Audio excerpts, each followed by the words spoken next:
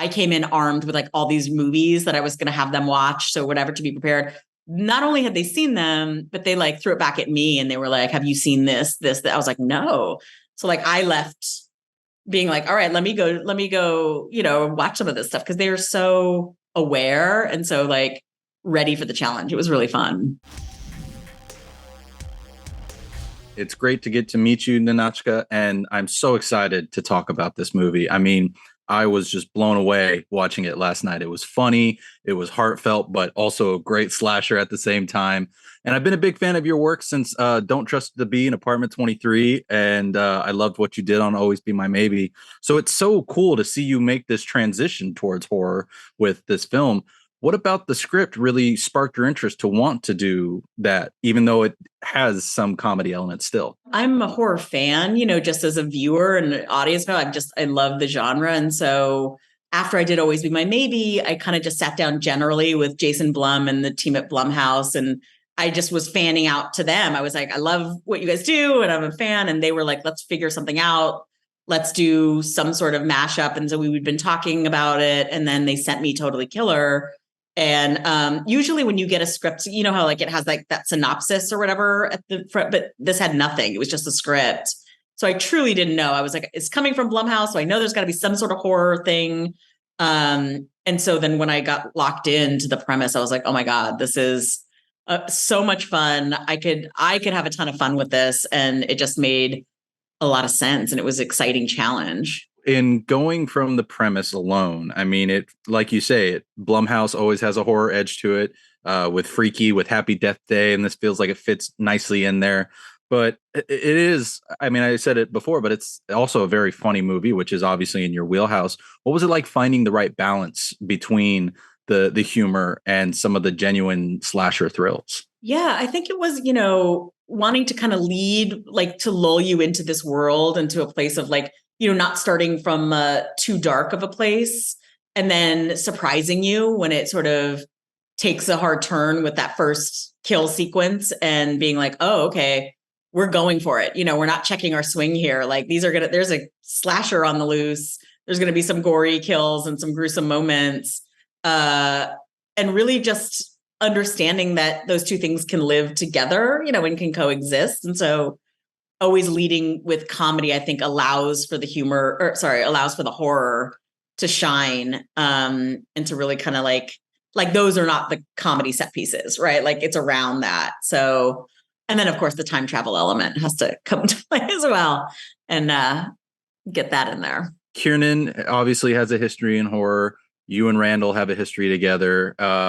And the rest of this ensemble, though, around them is just incredible to watch. What was it like building this cast, to really embody these characters? It was so fun. I mean, it was a challenge because we obviously had people playing one role 35 years apart. So, starting with like Olivia Holt, who plays Kiernan's peer / young mother, who's amazing. The two of them together are just so much fun. And then getting, Julie Bowen to play the adult Olivia or the older Olivia. That was so, I mean, they look like, I mean, it feels like, okay, that tracks. And then building out the rest of the world and having these kids who are now, who are young adults now, like living and embodying these like 1980s tropes and going back to like the John Hughes era that they didn't live through, and kind of talking them through like, here's where, and they have all the reference points. Like they know, like that was the thing that was really cool too about working with the cast, is like, I came in armed with like all these movies that I was going to have them watch. So whatever, to be prepared. Not only had they seen them, but they like threw it back at me and they were like, have you seen this, that? I was like, no. So like I left being like, all right, let me go, watch some of this stuff. Cause they are so aware and so like ready for the challenge. It was really fun. That's awesome. Did you have a favorite of the movies that they gave you? They told me to watch, there was some like obscure, like 90s. I got to find the name of it, but it was something I'd never heard of before. And it was like some like Brazilian movie or something. I'll find it and I'll make sure it gets sent to you. Cause it was really amazing. No, it was like Portugal. It was like The Caller or something. Wait, I'll find it. I'll find it. I'd be curious to know. I mean, I'm always looking to expand my horror knowledge in general. So in you mentioned having wanting to have give them homework of movies to watch. Did you also have the time to allow the actors to form a rapport with one another, or to sort of, especially with the adult younger counterparts, get the chance to sort of, join together and find the character together? Definitely, as much as possible when we were all on set together, we would have just actor meetings and with the actors that were playing the same role, just so they can kind of get to know each other, get to vibe. So Charlie Gillespie and Lachlan Monroe were together, Julie and Olivia, like it was just a fun way to just hang out and kind of not mirror each other, but just sort of see what the other one is doing. We had table reads so everybody could get on the same page, and just wanted to keep it loose so they can feel comfortable to like bring their talent to it and like,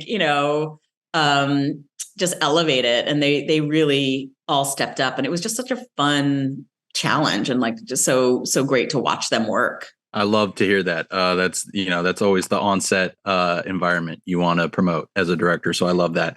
I see I'm almost out of time. So before I let you go, without necessarily getting into spoilers, this is a movie that, much like Happy Death Day, ends on a mostly conclusive note with maybe a hint or two that it could continue. Do you have any ideas about a possible sequel, or would you want to come back and continue this story? It's funny, like I think from like day 2 of shooting, our DP Judd Overton like kept saying every day, like, at the end of this movie, there's still a time travel device left in 1987. And we were like, that's true. That's true. So he's like banging the drum that there could be a sequel where somebody from the 80s now comes to the present day if they find that time machine.